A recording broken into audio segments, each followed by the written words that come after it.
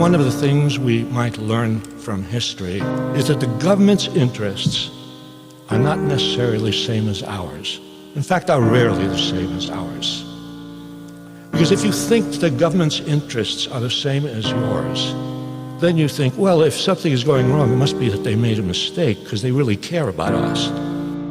They don't care about us. The greatest beneficiary of Reagan years was corporations, wealthy businessmen and ministers of foreign nations. Bush promised that he would save the environment, signed the Clean Air Act and had the public buying it. 2 years after that, we seeing his imprudence. The EPA allowed tons of hazardous pollutants. Little money was allocated for the enforcement. Contaminated drinking water everywhere was dormant. But business worries override the safety of the public.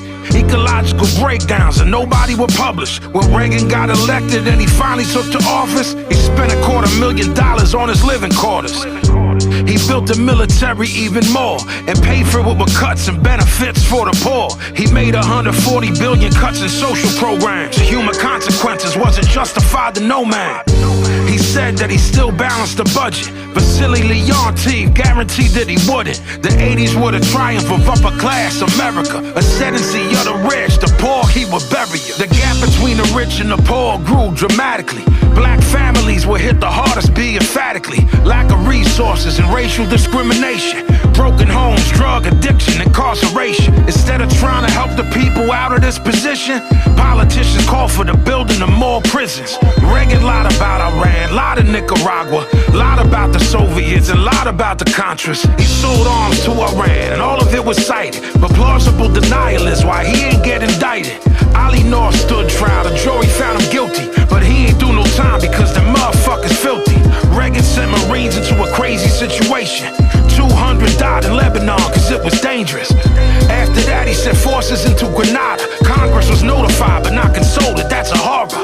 What good are shows of force if you never use it? That's the way the Reagan mind worked and he abused it. Why do people die in countries we invaded? So we can make it clear that violence was understated. Reagan's raid on Libya, that was terrorism. Bombs fell on a crowded city, 100 victims. The Cold War, let me relay you the facts. The foreign policy just delayed the collapse. The US policy motivated by fear to justify the suppression of independent care. The military budget was $280 billion. Colin Powell said he wanna scare the world civilians. In order to boost his popularity with voters, Bush went to war with Iraq and hid the motives. He abandoned sanctions and said it was for protection. He only chose war cause the presidential elections. Who believed that we would liberate Kuwait when we invaded other countries every single week? You think that they could build a nuclear bomb? They was 10 years away from having nuclear bombs. Less than half of us favored military action. No blood for oil was the citizens' reaction. Officials lied about small bombs.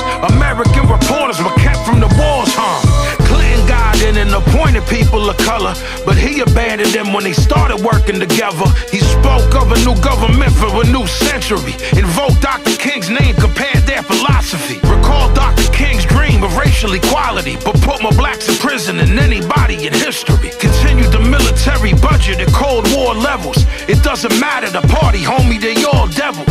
Approved the FBI attack on Koresh. Fire swept through the whole building, burning flesh. His crime bill got a lot of attention, but it emphasized punishment, not prevention. Persuaded voters he was tough on crime, but tougher is dumber when you give them double the time. Clinton removed welfare benefits from immigrants. Legal or illegal, most of y'all don't know the difference. Who did the free trade agreement really preserve? Why the number of prisoners doubled when Clinton served? Domination of the media was there to vaccinate. If God intended us to vote, he would've gave us candidates. Bush versus Gore, that was your decision. Both support the death penalty and growth of prisons. NATO ran too, but the media denying it. He emphasized education, healthcare, environment. Half the country didn't even vote, and that's a sign. Appealing to class warfare that no one's buying.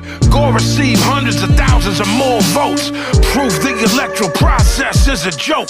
Bush took office and pushed tax cuts for the wealthy. Opposed environmental regulations for the money. 9 months into his presidency, 9/11 immediately declared a war on terrorism. He said that they were Saudi, said it was the Taliban. Then he ordered the bombing of Afghanistan. You kill our civilians, we kill y'all civilians. How the fuck that makes sense when we all civilians? Wartime presidents do wartime shit. That's why wartime presidents can suck my dick. There were minority voices that were criticizing war. You can't match violence, but violence should be the law. We station troops in Saudi on the holiest of shrines. Military aid for occupying Palestine. Killing innocent Arabs to come back to haunt us. And stupid motherfuckers sit and wonder why they bomb us. If you're like me, you have a lot of friends who are depressed. A lot of friends who go around very gloomy, think the world is coming to an end. You can understand people feeling depressed, you can understand people feeling desperate, because the truth is, we're faced with evil.